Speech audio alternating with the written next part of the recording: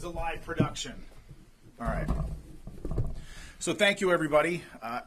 Good afternoon. I hope everybody had a really great weekend. I wanted to say welcome to the new Pentagon press briefing room. In line with the Secretary's vision to make this the most transparent Department of Defense in history, I gave you my personal commitment to make these briefings more routine. So today is the first of many, and considering the significant U.S. military operations as directed by the President this weekend, now seemed as appropriate time as any to fulfill that obligation to all of you. Additionally, I'm glad to be joined by Lieutenant General Alexus Grynkewich, affectionately known as Grinch. Now, despite his call sign, he's actually a very pleasant and delightful human being. We're glad to have him here at this podium. He's the Director of Operations of the Joint Staff. He's going to be able to provide a much richer context on the ongoing series of U.S. military operations against the Iranian-backed Houthi terrorists in Yemen. So thank you for joining me, General. Thank you, sir. As many of you all know, we had an election back in November, and as a result of that election, an overwhelming mandate from the American people, there's a new president in the White House, and that, of course, is our president, President Donald Trump, who has immediately gotten to work on his America First agenda for the Department of Defense. Among those are four top-line points that I think are very important for those in this room to understand. Those are protecting the U.S. homeland, deterring China, and maintaining the ability to strike America's enemies anywhere in the world, and then also asking our allies to do more. We all know that this is a tall task, to be sure. So President Trump knew we needed a certain type of leader to bring the department into the 21st century, and he found that leader in now Secretary Pete Hegseth. So in less than 2 months, Secretary Hegseth has taken monumental steps to return the Department of Defense to its core mission, which is warfighting, lethality, meritocracy. In a very, very short amount of time, Secretary Hegseth has restored the warrior ethos. He's declared DEI dead at the DoD. He's made the sovereignty of our borders a matter of national security. And we are refocused on training, fitness, and high standards across the board here in the Department of Defense. So before we get into our updates today, I just wanted to take this opportunity to say that this Department of Defense is committed to achieving our mission of maintaining the greatest fighting force the world has ever known, and returning the Department of Defense back to the American warfighter and making it more transparent to the American taxpayer. So starting out, as I'm sure you've all seen over the weekend, U.S. Central Command Forces initiated a series of operations consisting of precision strikes against Iran-backed Houthi targets across Yemen to restore freedom of navigation and reestablish American deterrence. For years, the Houthis have targeted U.S. military ships and aircraft. They've hit commercial ships as well, including U.S. flagged vessels, and they threaten our personnel overseas. Houthi terrorists have launched missiles, one-way attack drones at U.S. warships over 170 times, and at commercial vessels 145 times since 2003. I know what it's like to be in a situation when you're under fire by the enemy. Your life is at risk, the life of your friends and your battle buddies is at risk, and you're prohibited from returning fire. That's a hellish situation that I wouldn't wish on my worst adversary. It's a tough position that we put America's sons and daughters in. Under President Trump and Secretary Hegseth's leadership, we will defend our sons and daughters. If you shoot at American troops, there will be consequences. As President Trump and Secretary Hegseth have made clear, these actions by the Houthis will not be tolerated. In his first 2 days back at the White House, President Trump signed an order laying out a process to redesignate the Houthis as a foreign terrorist organization after the previous administration revoked their designation within weeks of taking office. Under the previous administration, America's enemies were emboldened and billions in frozen funds were unlocked for Iran. With President Trump and Secretary Hegseth's leadership, an era of peace through strength is back. We will use overwhelming lethal force until we have achieved our objective. With that said, and this is a very important point, this is also not an endless offensive. This is not about regime change in the Middle East. This is about putting American interests first. As I said over the weekend, there is a very clear end state to this operation. And that begins the moment that the Houthis pledge to stop attacking our ships and putting American lives at risk. Shifting focus to Africa, at the request of the federal government of Somalia, U.S. Africa Command Forces conducted collective self-defense airstrikes against al-Shabaab on March 15th. The airstrikes occurred about 150 kilometers northeast of Mogadishu, Somalia, and AFRICOM's initial assessment is that enemy combatants were killed and that no civilians were injured or killed. And so U.S. forces will continue to partner with Somali armed forces to take the fight to these terrorists and degrade their ability to plan and conduct attacks that threaten the U.S. homeland, our forces, and civilians abroad. Now on to Homeland Defense. President Trump and Secretary Hegseth have been very, very clear that border security is national security. We spent decades defending foreign nations' borders while our own U.S. borders has been invaded by criminal illegal aliens, human smugglers, drug traffickers, and transnational gangs.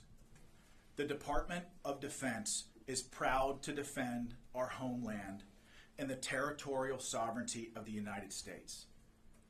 Although we've seen a 93% decrease in illegal border crossings, we will not stop until we have 100% operational control of our southern border.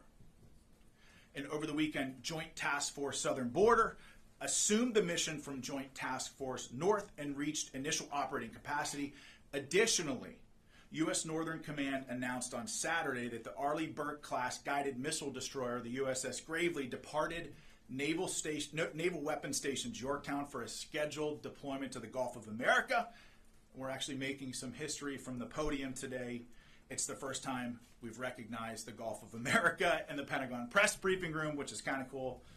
So it's not only vital for the United States to have control of our border via land, it's equally important to control our territorial waters. And this deployment directly supports U.S. Northern Command's mission to protect our sovereignty.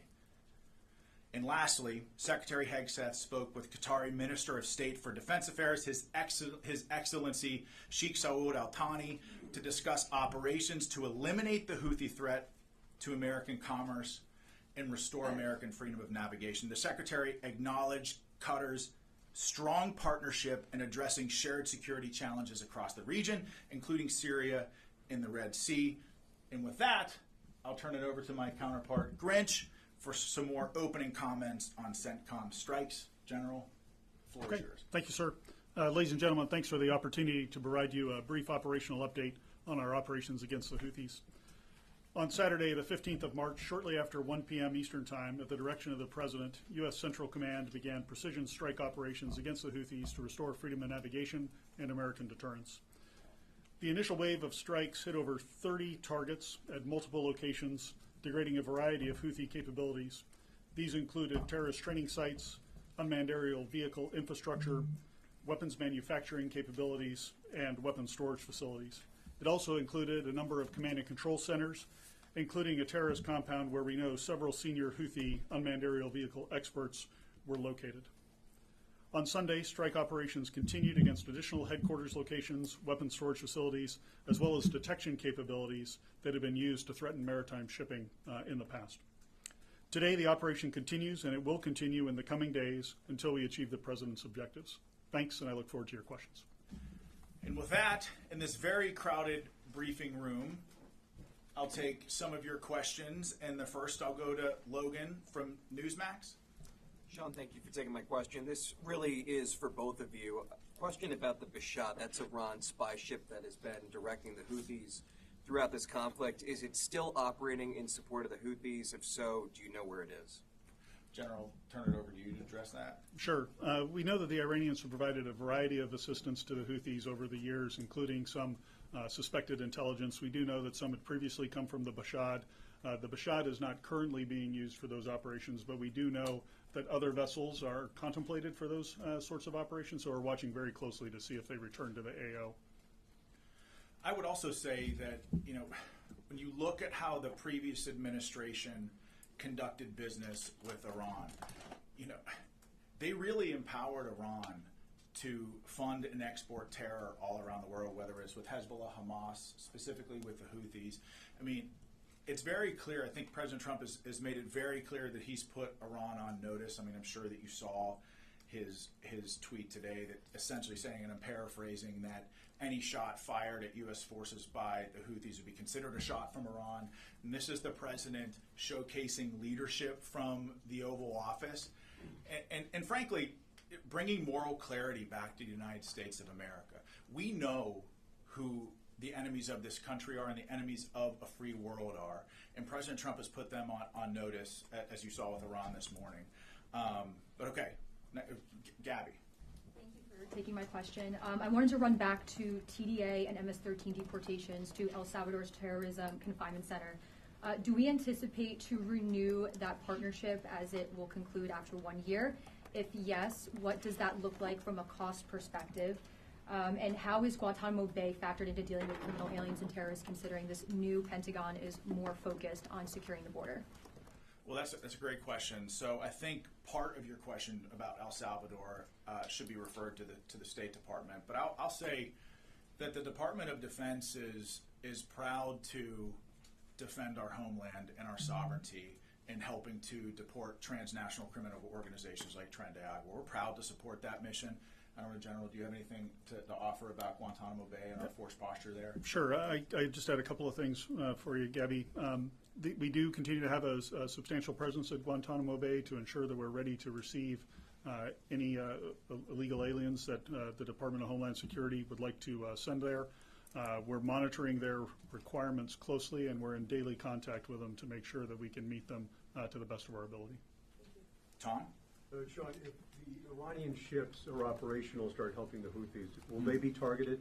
And for the general, any sense of number of military casualties so far and any civilian casualties in Yemen? Well, that's a great question, General. If you'll permit me to answer. Sure, go ahead. So I think that I certainly don't want to get out in front of the Commander-in-Chief and the Secretary as it pertains to clearance of strikes and who will be targeted, but I think the President's made very clear that all options are on the table. Yeah, Tom, just on your question of casualties, military casualties, we have some initial estimates. I hesitate to say what they are because they're very much estimates at this point, but I think in terms of dozens might be a safe overall characterization. Dozens of military? Yeah, dozens of military casualties so far, but I really can't characterize it much better than that at this point. We'll learn more as we go. On the civilian casualty side, no indications of any civilian casualties. We, of course, have seen some of the accusations by the Houthis. We look at those closely when they do come in, but we have no credible indications of any civilian casualties. And I'd like to add to what General Grynkewich said. Anytime you're close to an operation like this, having been in combat front towards enemy before, the fog of war is a real thing. So before we announce something here from the podium, we're going to make sure that we get it right. And I think part of that is just taking the time to evaluate and doing a proper battle damage, BDA battle damage assessment, sensitive site exploitation. And frankly, that stuff just takes time. And so before we make any sort of those announcements, we're going to do a real hard look and make sure that we get it right before we announce it to you. Charlie from CBS. Yes, thank you, Sean. Changing the subject slightly. Is the DoD considering rescheduling the performance of young musicians in the Marine Band that was canceled because of the anti-DEI executive order? And in a broader sense, is there a concern that anti-DEI initiatives may have a negative impact on recruitment? Well, I think the President and the Secretary have been very clear on this, that anybody that says, and in the Department of Defense that diversity is our strength is frankly incorrect. Our shared purpose and unity are our strength. And I say this as somebody who led a combat platoon in Afghanistan that was probably the most diverse platoon that you could possibly imagine. I mean, we had blacks serving next to white, Christians serving next to atheists, Northerners next to Southerners, and yes, Democrats and Republicans in the very same foxhole. But the reason why we were so lethal in Afghanistan, and again, my platoon took an 85% casualty rate over 485 days, but part of the reason why we were able to accomplish the mission and the commander's intent was because we put aside our many differences as Americans. There were no hyphenated Americans with us in that isolated hilltop in the border region of Afghanistan. We were all just Americans. And really, when you talk about America's greatest strength, yes, we've got, I'm sure the general can attest, yes, we've got lots of cool, sexy equipment and lots of exceptional military training. I think it helps set us apart from everybody else. But what makes us exceptional fighters on the battlefield is our ability to put aside our many differences and unite under a common banner as Americans. I mean, for goodness sake, when we put aside our many differences as Americans, we went to the moon with less technology than many of you all have in your pockets and your cell phones right now. We're talking about a force that stormed the beaches of Normandy, scaled the cliffs at Pointe du Hoc, fought through hedgerows, and beat back the Nazi war machine and saved the world when we put aside our many differences as Americans. And I know President Trump understands that our focus on unity and shared purpose is what makes us lethal, and so does Secretary Hegseth. So their guidance has been clear on this, and we're going to continue to focus on that guidance. Wait, in terms of the concert, are you thinking about rescheduling that? I don't think I'll have to take that question for you. I don't have an answer for you, but we'll get back to you on that. Oh, let's go to the phones. I'm getting a signal we should go to the phones. Okay, we got JJ Green on the line from WTOP. Hey, Sean, thank you for doing this. Question about Ukraine. Can you assess how the U.S. military, assess the status of U.S. military aid to Ukraine and the intelligence sharing, how that's going since it was disrupted maybe a week or so ago, and then restarted? What's being shared? What's being given? What's happening with that? Well, I can tell you that U.S. military aid to Ukraine has been turned back on, as well as intelligence sharing with our Ukrainian partners. But I'll tell you this. The president has been very clear since his time on the campaign trail that his focus with the war in Ukraine is bringing about peace and putting a distinct focus on peace and really to stop the dying. And so President Trump, along with his national security team, have been heavily involved in, along with Secretary Hegseth as well, heavily involved with Ukraine and Russia to try to broker that peace, understanding that there will likely be difficult conversations to be had on both sides when you're talking about, the release of hostages, when you're talking about potential ceasefire agreements, when you're talking about territory. As someone who's negotiated with some tough people on the battlefield, I can tell you it's a tough, imperfect, nuanced, and complicated process. And President Trump and Secretary Hegseth certainly understand that, with on the forefront of their mind peace as their first and foremost priority. General, do you have anything to add? No, I would just echo what you said, sir, which is, the status of U.S. military aid, it has been turned back on. We've got confirmed reports that it is continuing or is flowing back into Ukraine. And, of course, daily reports on the outcome of the intelligence sharing and those efforts. So all of that is as it was previously. So I'm going to stick with the phones here just a second. I got Christina from Breitbart on the phones. Do I understand that? Yes, thanks so much for doing this, Sean. 2 questions. After U.S. strikes against the Houthis on Saturday, the Houthis fired drones and missiles at the Truman. Will there be a response to those attacks? And secondly, the Pentagon has deployed the USS Gravely. Can you tell us a little bit about what it will be doing there, exactly what its mission will be? So I guess I'll address the first part of your question first, Christina, and General, I'll let you chime in. The question of the Houthis. I mean, what was?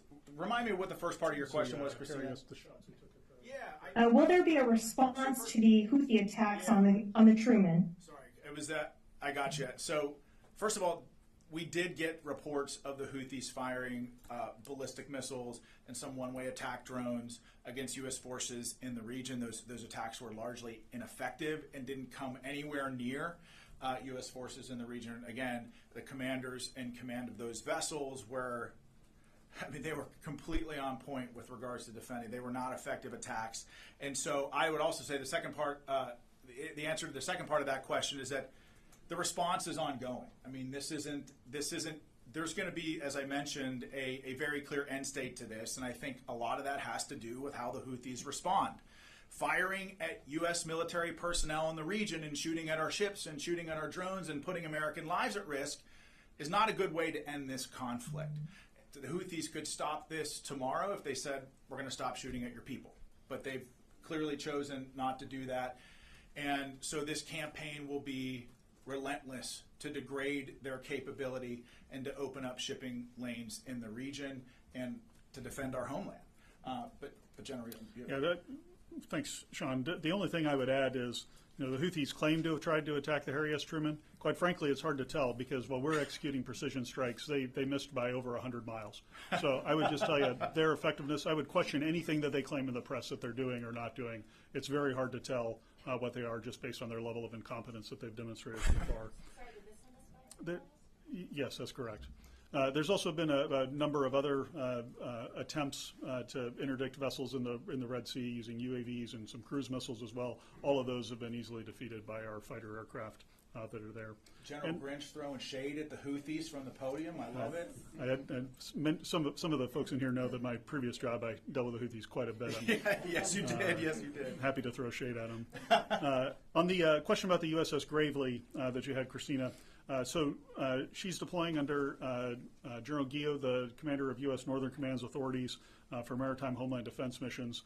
She'll go down, as Sean mentioned, into the Gulf of America and surrounding areas and be involved in the interdiction mission for any of the drugs and whatnot that are heading in. It'll be partnered very closely with the United States Coast Guard. So we won't share, of course, her actual scheme of maneuver here, but know that that's the mission that she's going down there for, and we look forward to seeing what she can do. And on that point about the USS Gravely, I think it's really important that the President and the Secretary have made very clear 100% operational control of our southern border. I mean, we've got probably close to 10,000 troops on our southern border. We're surging a Stryker Brigade combat team down there to reinforce the land border as well. But there's a sea component to this as well, and that's part of the mission of the USS Gravely is to secure the water routes in defense of our southern border. And so, Aaron, Daily Caller. Thank you, Sean. Will the Department of Defense commit to firing or otherwise disciplining any remaining leadership that were directly involved in the Afghanistan withdrawal? So we're in the process of figuring out what that investigation will look like. But I'll tell you, as somebody who served in Afghanistan and watched that unfold, I mean, I was horrified in a lot of ways. You think about how much time and blood and treasure and American life that was lost in Afghanistan over 20 years. You think about that for a second. I'm 43 years old. This country was at war in Afghanistan for 20 years. So almost half of my life, this country was at war in Afghanistan. And I personally watched, the men in my platoon, but also my larger brigade combat team, which was a part of the 10th Mountain Division, 3rd Brigade. We bled the ground red in Afghanistan. And I watched my men do extraordinary things in support of a grateful nation and in support of the mission there. And to watch Afghanistan be surrendered in the way that it was extremely difficult. And I think something that President Trump and Secretary Hegseth really understand is that when America makes a decision to get involved in any conflict, we have a moral obligation to have a clear-cut end state to what that operation looks like, a clear exit strategy to what that operation looks like, and to make sure that victory is clearly defined. And I think in Iraq and certainly in Afghanistan over the last 20-some years, I think maybe we've struggled a little bit with those finer points. But I'll say that the President Trump and Secretary Hegseth, they understand that when America gets involved in a fight, it's our job to also end that fight as fast as humanly possible, because we have a moral obligation to win and win decisively. Otherwise, you're going to have an entire generation of American warriors wondering what the hell it was all for. And I know that every day I wake up and I draw breath, I think about the men who I served with, who were my friends, who never came home from that fight. I've lost 30 friends in my support of the Afghan war, 30. And you ask yourself, you look yourself in the mirror, you ask yourself, what do we have to show for it? Not a whole lot. And so to your question of will people be held accountable, I think we have an obligation both to the American people and to the American warfighters who fought in Afghanistan to hold the leadership accountable in some way. Now, we don't know what that looks like right now, but to hold the leadership that was in charge of the Afghan withdrawal accountable. Because look, if you have a private that loses a sensitive item, that loses night vision goggles, that loses a weapon, you can bet that private is going to be held accountable. The same and equal standards must apply to senior military leaders. So, I just want to follow up on what you just said. Sure. You said that that there needs to be a clear end state, and I know the goal is to have the Houthis stop their attacks. But what is the end state? What happens if the Houthis don't stop their attacks or don't agree to say they'll stop their attacks? It doesn't seem like there is a clear end state. That this could just go on and on. Well, in fairness, I mean, it's a great question, but in fairness, the operation's only been going on for 48 hours. And the President and Secretary have been very clear on this, that the Houthis can determine when this ends. And until then, the campaign will be unrelenting until we, one, protect our homeland, and two, open up the shipping lanes there, so make sure that we have freedom of maneuver in that area. But General, you have something that... I mean, what I might add is, while we won't talk about it publicly, just know that there is a design to the operation. There are specific effects that we're trying to achieve, and there are specific targets that have been selected and approaches that we're taking in order to achieve the President's end state. So it isn't that we're just striking capabilities. There's an intent behind every strike and every target that we go after. To that point, you mentioned that this is not like it was before. So what is different about the targeting that you're doing this time that wasn't true under the Biden administration? Yeah, I give the short answer to that, and without going into too many operational details for security reasons, but it's a much broader set of targets that we've been able to action in this case. And the other key differences are the delegation of authorities from the President through Secretary Hegseth down to the operational commander. So that allows us to achieve a tempo of operations where we can react to opportunities that we see on the battlefield in order to continue to put pressure on the Houthis. Thank you very much. Will this operation include sending ground troops into Yemen? If so, how do you achieve your objective of making them say enough without sending ground troops? Well, I'll tell you, it's very difficult, if not impossible, for us to talk about force posture from this podium, because as a commander who's been on the battlefield, it's very, very important to keep the enemy guessing, keep your adversaries guessing. Now, that's not to say that we've got ground troops in Yemen. That's not to say that we're sending ground troops in, but it's difficult to talk about that stuff for operational security reasons from the podium. But General, you have anything to add? No, nothing to add to that. I think that's exactly right. Sean, can I follow up on that? You said that one of the things that you were waiting to do for the BDA was sensitive site exploitation. Does that include U.S. boots on the ground or any kind of American personnel on the ground to do that? I can't talk about that stuff from the podium. But we have ways of conducting sensitive site exploitations without ground troops on the ground. Yeah, it does not always require boots on the ground, and I'll just leave it at that. So, can I also ask you about if there's any U.S. military assessment? I know that you're still on, the BDA is ongoing, but is there any military assessment about how much of the Houthis' capabilities were degraded by these first couple of rounds? And can you say anything? The President's Truth Social mentioned going after leaders, which seems to be one of the things that's different here. Can you say anything about any of the leaders that were targeted here? Yeah, on the second part of the question, I'll just go to my opening statement where I mentioned that there was a unmanned aerial vehicle facility that was struck with several key leaders. Those were key individuals who led their unmanned aerial vehicle enterprise and were some of the technical experts in there. So think those types of individuals that we might be targeting as part of the command and control. And so we have destroyed command and control facilities, weapons manufacturing facilities, and advanced weapons storage locations. But again, this campaign is ongoing. It's difficult to talk about all this stuff from the podium, and we're not going to say anything from the podium until we're 100% sure that we have it right. I got time for one more question. You mentioned the President's Truth Social. Is the U.S. military considering military options for Iran? I don't want to get out in front of the President or the Secretary, but clearly, I mean, I think the President's Truth Social was pretty clear. And I think the meaning is right there for everybody. I think everybody understands what he means. I don't want to get out in front of the president, but all options are on the table at this time. And that's all I got. Quick clarification for General. You said 30 targets. Is that over all 3 days? No, that was on the first day.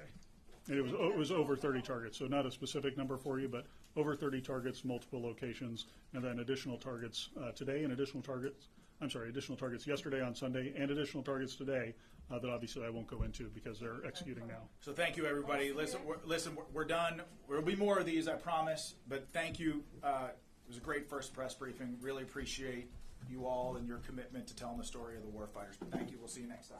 Thanks.